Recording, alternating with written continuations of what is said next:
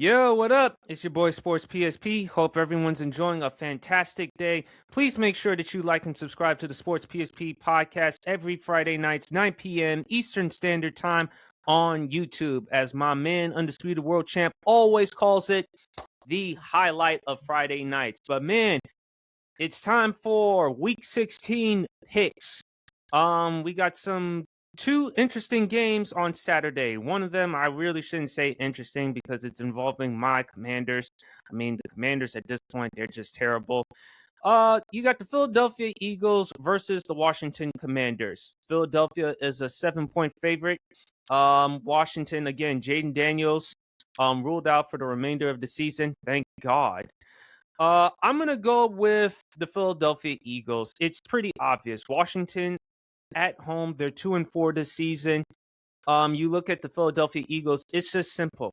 Evan Patola has to do a stupid job, a dumb job, in order for the Philadelphia Eagles to lose this game. I mean, you're a 7-point favorite. Washington has the oldest roster in the NFL. They've been so bad this season. Before that victory against the New York Giants last week, they were losing 8 consecutive games. So if I'm Philadelphia, you're that close of wrapping up the NFC East division. It's yours. You should win this one if you're Philadelphia. Then, big game tonight, 8:20 p.m. on Fox. You got the Green Bay Packers versus the Chicago Bears. Remember, last time these two teams faced, not too long ago, it was at Lambeau Field. Packers won that one. Caleb Williams didn't play particularly well, threw a late interception in that game. Now, it's important to point out that the Green Bay Packers are going without Micah Parsons. He's out for the remainder of the season due to a torn ACL in last week's game against the Denver Broncos. I picked Chicago the last time against Green Bay, and I was wrong. I'm going to go with Chicago again. I think losing Micah Parsons will hurt Green Bay. And I think for Caleb Williams, look, I expect you to have a better performance.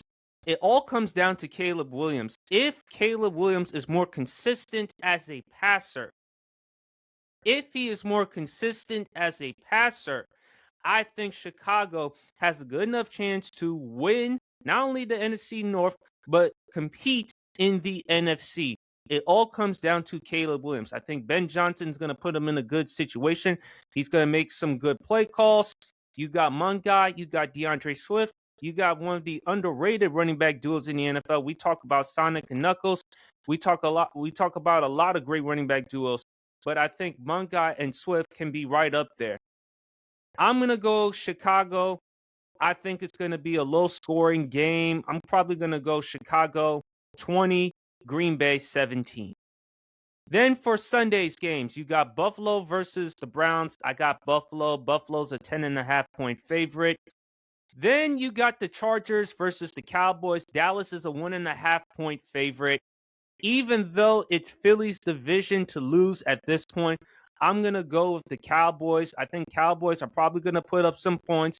They're coming off a disappointing loss in last Sunday night's game against the Minnesota Vikings. Their defense is just that bad, but I think if you're Dallas, you'll have a bounce-back game. Dak will probably throw for like 250 yards, a couple of touchdowns, and Dallas should win 27-23. Then you got Kansas City versus Tennessee. Kansas City is a 3-point favorite.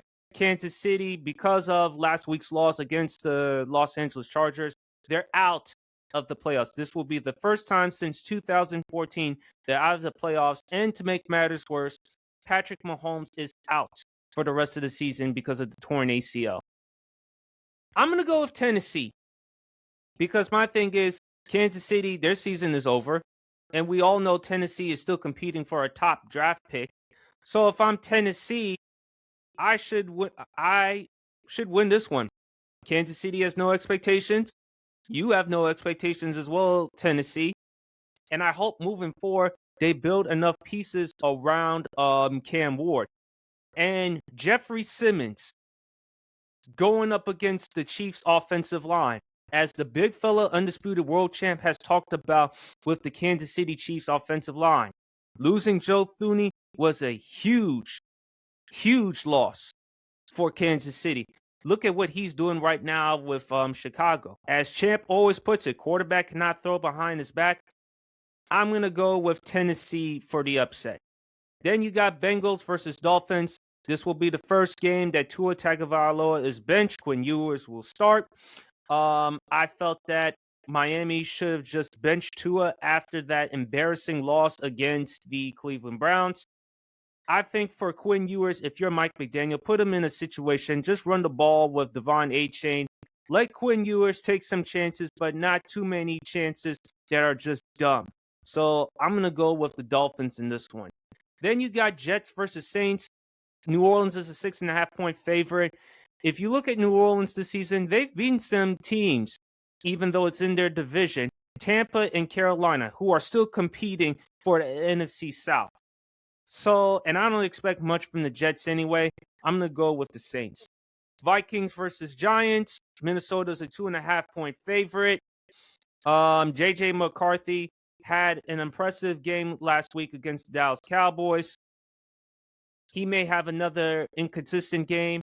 I'm not sure, but you know what? I'm just going to go with Minnesota.